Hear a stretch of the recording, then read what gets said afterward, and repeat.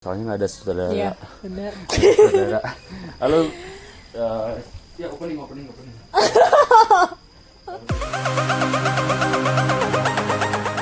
Assalamualaikum, Annyeong. Jadi hari ini aku lagi sama Kak Aku. Patron. Panggil saja aku patron ya. Emang siapa nama asli kakak nih? Nama aku Suyud sebenarnya. Oh, iya, Suyud, bener ya. Suyud Maulidi. Cuma ya panggil aja patron. Seneng gue dipanggil patron. Escobar banget hidup gue ya. Oke. Gak ada kayak semua. Iya. Jadi gimana nih Kak? Hari ini ngajak aku ke suatu Tempat yang belum tempat yang benar-benar belum aku Kunjungi datengin, sebelumnya. kunjungin, dan baru pertama kali kakak yang berani ngajakin aku ke sini. berani. Berarti harus punya nyali besar ya ngajak kamu ya. Aduh, ya. Jadi gini, kamu kan akhir-akhir ini ada mungkin bukan keresahan ya apa ya, ingin berbagi ya, sharing gitu untuk memberi solusi juga. Jadi ya kita ya sharing, namanya sharing pasti ada ya sharing session ya.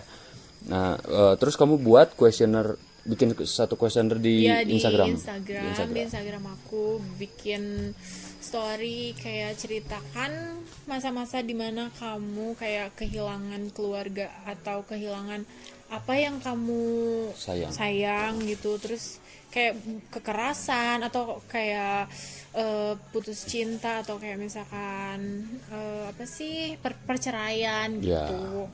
Lebih ke pelipur lara Ya, lah ya kita gitu. ya. Lebih kayak kesedihan lah istilahnya. Nah, kita di sini coba untuk minimal mengurangi rasa sakit itu karena kita berbagi lah. Iya, Jadi sama-sama benar. merasakan, berbagi lah. Jadi ya berat sama dipikul, ringan sama dijinjing ya. Gitu. Aku juga bingung soalnya baru pertama kali pengen bikin kayak gini dan kebetulan diajak collab sama Kak Patron. Aku ya sorry juga nih kalau misalkan ada sesuatu yang kurang gitu, karena aku pun ya tahu sendiri channel aku tuh kan Snow Shark Motovlog gitu. motor dia ngevlog di motor aja gitu. Aku jujur belum pernah kayak bikin kayak begini gitu ya. Ya pengen ala-ala coba-coba dulu. Jadi sorry aja kalau ada kurang-kurang, mohon dimaklum. Bener. Segini udah seketer kebek loh kalau misalkan. Sebenarnya apa sih namanya, baru pertama kali juga, soalnya sharingnya juga sama yang lebih berpengalaman. Woi, Soalnya baru pertama masalah kali cinta beneran. sendiri aja nggak beres. Iya. Nggak apa-apa.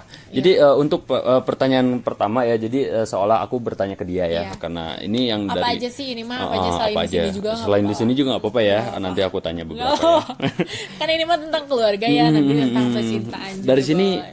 bagaimana caranya menyikapi orang tua yang kerja tiap hari nggak ada waktu untuk keluarga? Kalau kamu gimana tuh? Kalau misalkan jadi ortu kamu kerja terus dua-duanya gitu.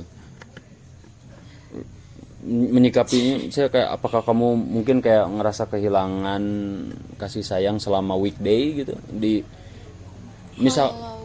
misalkan di weekendnya gitu kayak nggak ada gitu. Jadi tiap hari gak ada. Ya, Tapi kerjanya soalnya ini gimana tiap hari nggak ada waktu untuk keluarga, bener-bener Oh kayak. iya bener ya, kayak nggak ada. Jadi setiap hari kayak misalkan ya taruh aja kayak orang tuanya tuh kayak di luar negeri gitu ya Kak. Ya, Atau gimana bisa gitu bilang ya. begitu ya. Ya kalau misalkan kenyataannya harus kayak gitu ya kitanya sebagai anaknya harus mandiri sih. Kecuali gini, bedain ya, maksudnya teh kecuali kalau misalkan orang tuanya tuh tetap ngasih materi gitu. Ya.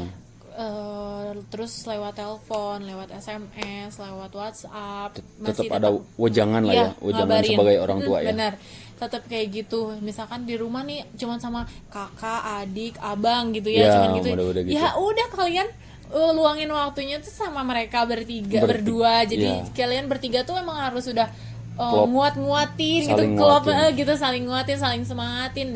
Yang namanya juga orang tua kerja ya buat kita. Kecuali kalau misalkan orang tuanya emang kerja di luar negeri terus materi nggak dapet nih di kita. Ya, itu aku tahu agak sih. PR juga Iya. sih. Jatuhnya nanti anaknya jadi anak pang. Iya. Gak kuat. Iya benar aku setuju. Jadi maksudnya teh kayak ditelantarin sama orang tua gitu. Tapi gimana ya, maksudnya tuh apa ya, aku jadi pengen ketawa gangguan. Iya benar, kalau misalkan nggak ada nasihat dari orang tua atau kayak nggak ada wejangan dari orang tua, ya pasti kita mikirnya ya udahlah, gue udah dibebasin ini, ya udah gue juga ya udahlah biarin gue cari nafkah sendiri, cari buat ya ini buat keluarga gue sendiri, buat hidup gue sendiri gitu kan. Jadi pasti nanti mikirnya ya udahlah, dari keluarga aja udah hancur, ya udah gue juga hancur gitu biasanya. Kan kayak lebih gitu. ke situ ya, nyari pelarian yang salah. Ya, kayak benar. Jatuhnya sih kayak sama broken home tuh 11-12 ya, cuma memang mereka di situ statusnya masih nyambung lah. Tapi kasihan juga kasihan juga tetap ya. Udahlah tinggal di luar negeri, misalkan gitu nggak dapat materi gitu. Gokil sih. Nah terus baru satu question kayaknya udah kayak ngakak banget gitu ya. Gimana ini, kita masuk ke pertanyaan kedua ya.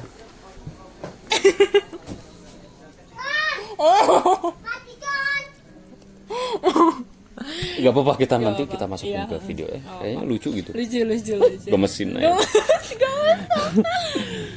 Question kedua. Bagaimana menghadapi ayah yang temperamental? Temperamental kemudian. Ayahnya mabok ya? Jadi maksudnya tiap hari.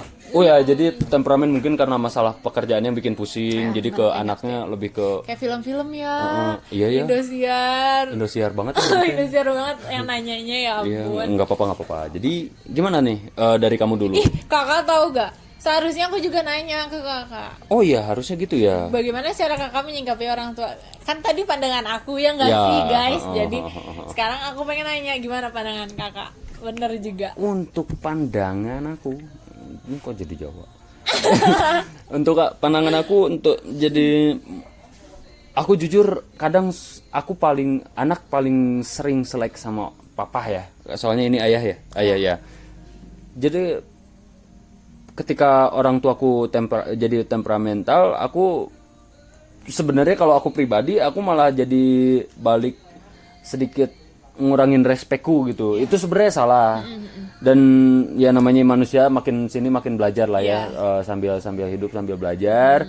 Yang baik itu sih menurut aku gini, ya mewajarkan lah gitu. Kita cari pelarian yang emang bener bikin kita happy, meskipun misal nih abis dimarahin terus temperamen dibentak gimana ya memang sakit hati.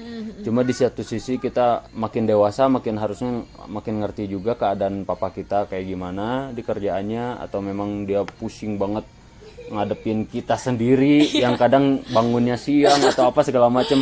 Ya kita cari kita cari apa, lebih bisa toleransi lah gitu. Nggak bisa juga kita batu dilawan batu, nggak bakal bisa sih. Nggak akan bisa mencair ya. Di situ ya kapan kita dapat harmonisnya kalau misalkan kita ngerasin orang keras gitu aja sih. Iya, orang keras itu kan bersatu sama orang yang lembut. Lah ya, saling melengkapi. Jadi kita bisa harus ngeblend aja sih. Intinya itu aja sih, harus santuy hirup mah. Kok jadi lagi gitu kan, ya udah nggak apa-apa. Ini jadi ada yang ketiga ini lebih ke apa, curhat ya. Jadi ada yang curhat, aku kehilangan ibu di kelas 3 SMA. Anjir, sedih banget ya. Iya, sedih banget. Nggak bisa ngebayangin gue kalau gue kehilangan nyokap. Aduh. Dia pisah dengan ayah dikarenakan jadi kehilangan tuh bukan meninggal ya. Jadi kehilangan ayah dikarenakan perselingkuhan. Dalam sekali. Ibu lebih memilih anak tirinya dan meninggalkan aku. Apa aku adalah anak yang merugikan untuk dia? Iya ampun, ini pertanyaan sedih banget ya. Jadi ibu kandung lu sendiri itu ninggalin kamu tuh demi kehidupan barunya gitu ya nggak sih kak? Sedih sih, maksudnya nggak bisa ngebayangin sih. Maksudnya aku nggak mau sotoy juga, tapi aku ya ada sedikit lah, maksudnya ada sedikit hal yang bisa aku ungkapkan untuk membangunkan semangat hidup ya. Untuk yang nanya ini, dari dia dulu, kamu gimana nih secara gitu kan istilahnya, dari cewek gitu, pandangan misalkan ini anaknya, kalau anaknya cewek gitu ya. Kalau misalkan kata aku mah sedih sih aku juga kalau misalkan aku ada di posisi dia gitu ya, ngelihat ibu aku selingkuh, lebih milih anak tirinya dibanding anak kandungnya sendiri. anak kandungnya sendiri tuh ya ampun. Ya emang sih aku bisa dibilang emang aku ini merugiin banget ya buat mama, emang aku tuh segininya banget ya buat mama apa kayak gimana ya. Tapi ya kalau misalkan cobaan dari Allah tuh udah kayak begitu, kita nggak bisa ngerubah takdirnya gitu kan. Emang nggak bisa munafik juga gitu kita ngomong, kamu tuh nggak ngerti perasaan kita, nggak bisa ngerti ada di posisi kita. Karena aku belum pernah ngerasainnya sampai sejauh itu, jadi aku cuma bisa bilang kamu harus semangat, harus kuat, harus bangkit, kamu harus ngeliatin ke ibu kamu kalau misalkan kamu itu bisa bahagia, membuat kebahagiaan sendiri dan positif. Benar. Dan jangan bilang kalau misalkan kamu tuh merugikan buat dia. Kamu harus buktiin kalau misalkan kamu tuh bukan orang yang merugi gitu, ngerti gak sih? Iya. Kamu karunia Tuhan sebenarnya untuk ibu kamu. Cuma mungkin ibu kamu nggak pandai bersyukur gitu aja sih. Jadi kamu yang lebih merasa di atas angin dan bangkit untuk buktiin kepada dunia bahwa aku bisa bangkit tanpa gitulah, tanpa orang yang kurang bisa bersyukur gitu. Bener, sedih banget gue. Jadi aku tuh lebih melawan kayaknya ya. Bukan malah, tapi ya harusnya begitu. Kita harus lebih kuat daripada cobaan yang kita dapat gitu. Jadi harus benar-benar kita harus semangat banget lah. Semangat, bangkit, terus ya harus buktiin gitu ke ibu kamu kalau misalkan benar-benar ibu kamu tuh meninggalkan kamu gitu. Maksudnya tuh ya Allah sedih sih, kenapa harus seorang ibu gitu kan, seorang ibu tuh kan seharusnya sayang sama anaknya. Kecuali kalau misalkan kan ini kan dia pisah dengan ayah dikarenakan perselingkuhan. Kecuali kalau misalkan udah selingkuhnya, bukan selingkuh sih, udah pisah sama ayah terus ibu kamu tuh nikah lagi. Nah itu masih bisa kita bilang wajar. Iya, wajar. Kalau ini perselingkuhan lagi. Dia pisah dengan ayah dikarenakan perselingkuhan. Orang mana ibunya? Iya benar. Gua samperin.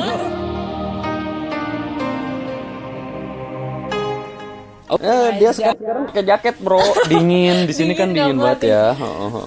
Berubah dulu sekarang. Gimana? Lanjut ke pertanyaan berikutnya. Gimana nih? Tentang apa makna pulang ke rumah. Apa makna pulang ke rumah bagimu? Menurut kamu dulu. Aku dulu ya. Menurut aku pulang untuk saat ini, pulang itu kayak apa ya? Kayak manusia tuh masuk ke kandang macan gitu, ngerti gak? Iya. Soalnya karena akunya lagi nggak nyamannya di rumah gitu. Lagi dalam fase. Ada fase dimana aku nggak nyaman di rumah gitu. Jadi ya udahlah, lebih baik daripada di luar bisa buat aku senang, ngapain aku harus diam di rumah gitu. Berlama-lama gitu, berlama-lama di rumah. Tapi sebelumnya kalau sebelumnya mah nyaman-nyaman aja. Iya, nyaman. Rumah tuh tempat ternyaman, terus rumah tuh kayak surga lah buat aku. Soalnya aku mau tidur sepuasnya bisa, aku mau ngeberantakin rumah aku bisa, mau masakin segimanapun bisa gitu. Untuk sekarang kayaknya bertau kayak kandang macan itu. Kandang macan. Tapi maksudnya kamu pun di luar bukan mencari pelarian yang negatif kayak gitu, misalkan gue pusing di rumah, mabok di luar gitu, enggak ya? Enggak. Jadi maksudnya di luar tuh cari happy-nya tuh ya beginilah, kita sharing-sharing, ketemu teman untuk sharing, saling bangun gitu. Bagus sih saling bangun. Saling bangun. Tidur terus sih gitu. Saling membangun mental menguatkan mental. Itu yang paling penting. Itu yang paling penting, kesehatan mental. Iya, buat nyemangatin diri sendiri. Iya, supaya buat sehat. Soalnya kalau misalkan di rumah lagi dalam keadaan gak nyaman, terus kita paksain kita ada di rumah terus, gak enak juga buat kehidupan kita. Terus gak sehat gitu kitanya, pusing jadinya, gimana sih? Yang ada emosi negatif, jadi aura negatif terus yang gitu, benar banget. Jadi ya udah, salah satu caranya keluar gitu. Jadi maknanya sekarang buat aku rumah tuh emang tempat enak buat pulang gitu sebenarnya. Tapi untuk saat ini mah seperti itu. Gimana menurut kakak? Kalau aku sebenarnya netral ya, karena aku kan berangkat dari orang yang bebas. Bukan bebas ya, sebenarnya orang tuaku ketat, cuma aku perlu banyak kebebasan gitu. Jadi kayak aku 50-50. Jadi kadang ada males males pulang, tetap pulang cuma mungkin larut malam gitu. Jadi kayak kadang ada juga kangen rumah gitu. Macam makna pulang sih kayaknya standar-standar aja sih kalau buat aku, kayak biasa aja lah gitu. Toh nanti ada masa family time-nya udah pasti ada gitu. Karena masing-masing punya kesibukan. Ngelihat timingnya ya. Ya, timing. Iya, jadi benar emang jadi sama aja gitu. Conditionally lah. Benar. Jadi kalau misalkan ada masalah keluarga ya pasti makna pulang tuh makna pulang tuh yang nggak ada gitu. Makna pulang. Kalau misalkan lagi bahagia atau kayak gimana dikasih duit terus sama si papa, ya makna pulang tuh ya harus ada gitu. Iyalah. Apalagi dikasih duit ya kan. Itu banget. Iya. Gak kuat. Ya, semoga papaku mendengar cerita nang. Amin ya. Nanti aku share ke papahnya. Kayak yang kenal aja lu gitu kan. SKSD banget ya gue ya. Terus oh ya ini nih apa makna pulang ke rumah dan ini. Jadi dia ada temennya. Coba ceritakan. Aku punya ini semua pertanyaan tuh aku ambil dari DM ya, dari message di Instagram. Teman aku cerita aku ditinggal suami di usia kandungan 4 bulan dan hubungan pernikahan baru memasuki bulan ke-8. Gimana tanggapan kamu saat kamu ada di posisi itu dan cara kamu untuk membangkitkan seseorang yang mengalami itu? Sedih ya kak? Dalam banget ya. Iya sedih gak? Anjir masalahnya nanggung gitu. Nanggungnya gimana tuh? Kok nikah berasa pacar? Iya bener. Udah gitu udah hamil lagi, maksudnya cowoknya itu brengsek banget ya kak? Banget sih. Banget ya. Maksudnya ini baru ketemu. Maksudnya dia kan kamu cerita, tahu story-nya. Aku tahu story-nya. Jadi dia tuh baru pertama kali, maksudnya tuh baru ketemu sama cowok ini tuh baru belum kenal lama langsung diajak nikah. Kan wanita tuh biasanya kalau misalkan udah langsung diajak nikah ke serius terus terbuai. Pasti. Ya, laki-lakinya berani buat bicara ke orang tuanya tuh kan udah berarti ini laki-laki yang benar-benar gitu ke kita. Ternyata aku dengar dia cerita kayak begitu, aku sedih sih. Maksudnya tuh aku tahu dia gitu, dia orang baik, cantik, terus di usia kandungan 4 bulan dan hubungan pernikahannya baru memasuki bulan ke-8. Gila gitu ya. Itu mah benar-benar kayak udahlah rapuh banget kayaknya. Anaknya gimana? Iya, itu udah maksudnya tuh emang belum cerai, kata dia tuh belum cerai, cuman suaminya udah nalak. Nggak tahu, terus aku nanya jadi cuma nalak doang nih kak, soalnya kan nggak boleh cerai pas lagi. Betul pasti. Jadi nanti pas udah anaknya keluar baru bisa sah ya, secara keabsahannya bisa diurus lah. Terus juga nggak dinafkahin, nggak di apa sih namanya, nggak dibiayain sama suaminya dalam keadaan dia hamil besar. Kataku tuh itu benar-benar laki-laki apa bukan sih? Aku bilang kayak gitu. Emang kamu ngelakuin kesalahan apa? Aku nanya kayak gitu. Sempat nanya kayak gitu. Enggak, yang aku tahu dia tuh ibu rumah tangga, terus nurut berbakti sama orang tuanya. Kok digituin? Terus juga aku nanya, terus apa tanggapan ibu kamu? Ya udah sabar aja. Tuh kan saking bingung mau ngapain lagi gitu. Bener, maksudnya dikejar minta. Ya mungkin berhak ya kalau untuk misalkan ada papahnya merasa itu berhak untuk dikejar dan diminta lagi pertanggungjawabannya, itu berhak sih, karena pertama udah terjalin ya. Meskipun aku belum pernah berpengalaman, cuma ya kita lo secara logika aja sih anjir. Nikahin terus udah kalau mungkin kalau itu temen aku si cowoknya udah aku gitulah. Tapi belum itu kak, apa sih kata aku juga nanya gimana papa kamu. Kalau misalkan aku pribadi sendiri, papa aku kalau misalkan nanti aku dapetin suami yang kayak gitu, nauzubillah min zaliknya, pasti papa aku bakal marah. Cuman aku nanya ke dia, papa kamu gimana tanggapannya? Papa aku cuma bisa bilang sabar.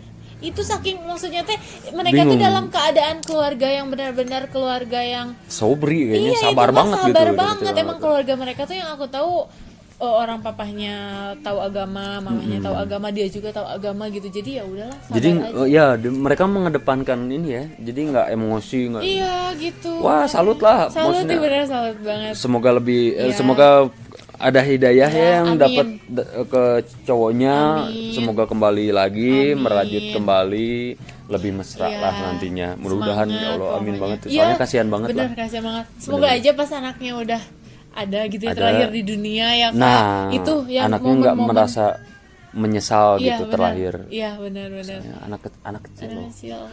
Bayi. Suaminya ini mah. Apanya? Oh iya ya suaminya. Oh iya suami.